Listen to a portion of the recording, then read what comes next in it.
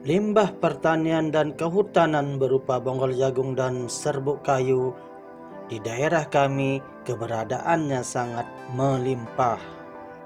Masalah ekonomi dan sosial yang terjadi akibat dampak dari gempa bumi di Lombok pada tahun 2018 dan pandemi COVID-19 pada akhir tahun 2019 sampai tahun 2022 membuat banyak masyarakat yang kehilangan pekerjaan karena pemutusan hubungan kerja, sehingga di daerah kami potensi sumber daya manusia yang banyak dan siap untuk diberdayakan.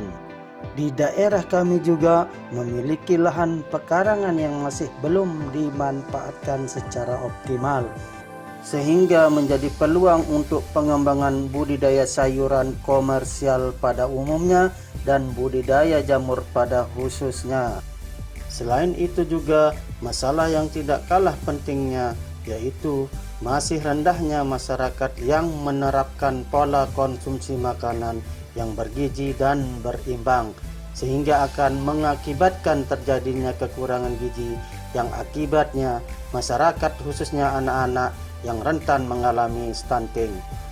Munculnya kemiskinan baru di bidang pangan dan gizi karena masih mahalnya harga pangan yang bergizi sehingga sulit untuk dijangkau oleh masyarakat miskin yang akan menyebabkan kerawanan pangan di tengah masyarakat. Kondisi tersebut yang menjadi alasan kami untuk menciptakan inovasi Kampung Edukasi Jamur. Di Kampung Edukasi Jamur, kami mengolah limbah pertanian dan kehutanan seperti bonggol jagung dan serbuk kayu menjadi media tumbuh jamur.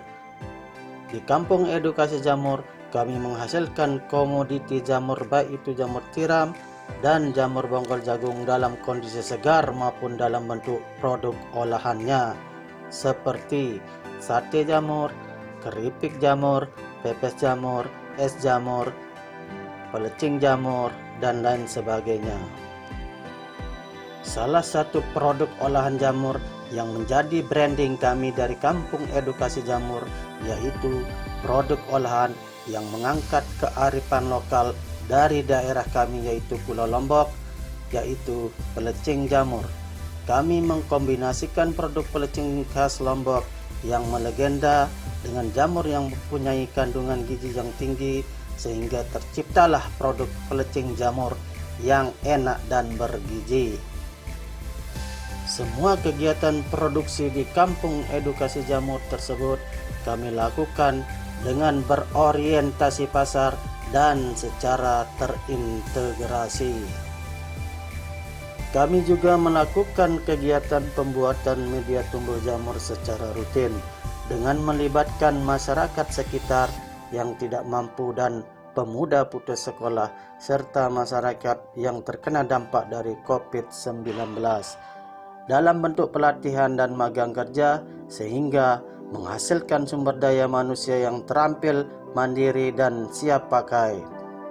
Kami juga mengadakan kegiatan outing kelas bagi siswa-siswa sekolah, praktik kerja lapangan bagi siswa SMK dan mahasiswa, serta berbagai jenis penelitian yang dilakukan oleh mahasiswa di tempat kami.